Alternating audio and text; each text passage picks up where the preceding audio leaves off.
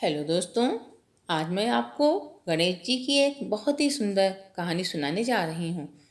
तो चलिए कहानी को शुरू करते हैं। गणेश जी विघ्न विनाशक व शीघ्र प्रसन्न होने वाले देवता हैं। अगर कोई सच्चे मन से गणेश जी की वंदना करता है तो गौरी नंदन तुरंत प्रसन्न होकर उसे आशीर्वाद प्रदान करते हैं।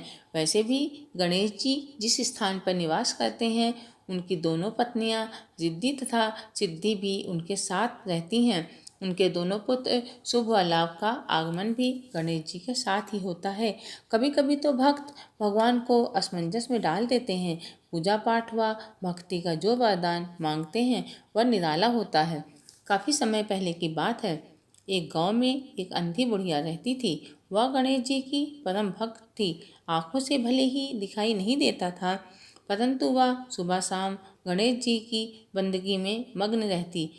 नित्य गणेश जी की प्रतिमा के आगे बैठकर उनकी स्तुति करती, भजन गाती व समाधि में लीन रहती। गणेश जी बुढ़िया की भक्ति से बड़े प्रसन्न हुए।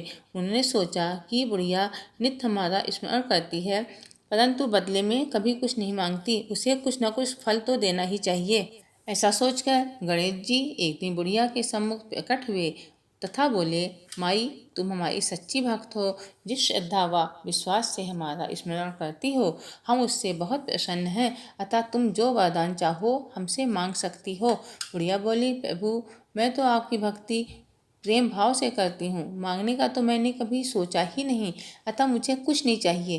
गणेश जी पुनः बोले, नहीं माँ, हम तुम्हें वरदान देने के लिए आए हैं।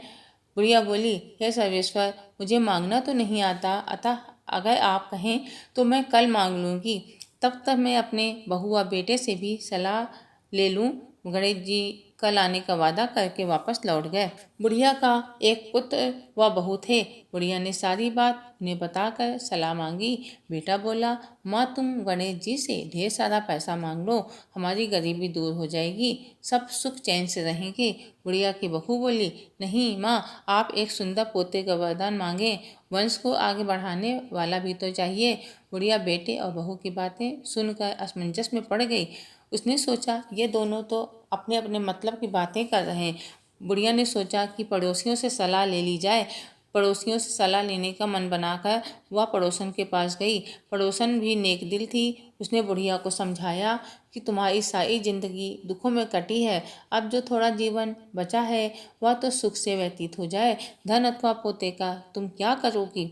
अगर तुम्हारी आंखें ही नहीं हैं तो यह सब सांसारिक वस्तुएं तुम्हारे लिए बेकार हैं। अतः तुम अपने लिए दोनों आंखें मांग लो।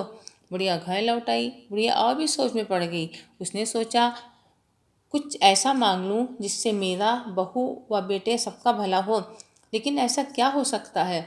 इसी उधेड़बुन में सारा दिन व्यतीत हो गया। बुढ़िया कभी कुछ मांगने का मन बनाती तो कभी कुछ, परंतु कुछ भी निर्धारित न कर सकी। दूसरे दिन गणेश जी पुनः प्रकट हुए और बोले, माई, आप जो मांगोगी वह हमारी कृपा से पूरा हो जाएगा, यह हमारा वचन है। गणेश जी के पावन वचन सुनकर बुढ़िया बोली, हे गणराज, यदि आप मुझसे प्रसन्न हैं तो कृपया मुझे मन इच्छित वरदान दीजिए। मैं अपने पोते को सोने के गिलास में दूध पीते देखना चाहती हूँ। बुढ़िया की बातें सुनकर गणेश जी उसकी सादगी व सरलता पर मुस्कुरा दिए। बोले, माई, तुमने तो मुझे ठग ही लिया है। मैंने तुम्हें एक वरदान मांगने के लिए बोला था, परंतु तुमने को एक वरदान में ही सब कुछ मांग लिया। तुमने अपने लिए लंबी उम्र तथा दोनों आंखें मांग ली हैं। बेटे के लिए धन व बहू के लिए पोता भी मांग लिया। पोता होगा, ढेर सारा पैसा होगा, तभी तो वह सोने के गिलास में दूध पिएगा। पोते को देखने के लिए तुम जिंदा रहोगी, तभी तो देख पाओगी। अब देखने के लिए दो आंखें भी देनी ही पड़ेंगी।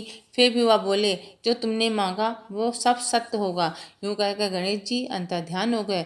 कुछ समय पश्चात गणेश जी की कृपा से बुढ़िया के घर पोता हुआ। बेटे का कारोबार चल निकला तथा बुढ़िया की आंखों की रोशनी भी लौट आई। बुढ़िया अपने परिवार सहित सुखपूर्वक जीवन व्यतीत करने लगी। तो दोस्तों, अगर आपको कहानी अच्छी लगी हो तो कमेंट करके ज़रूर बताएं और मेरी कहानी को शेयर और लाइक ज़रूर करें। धन्यवाद।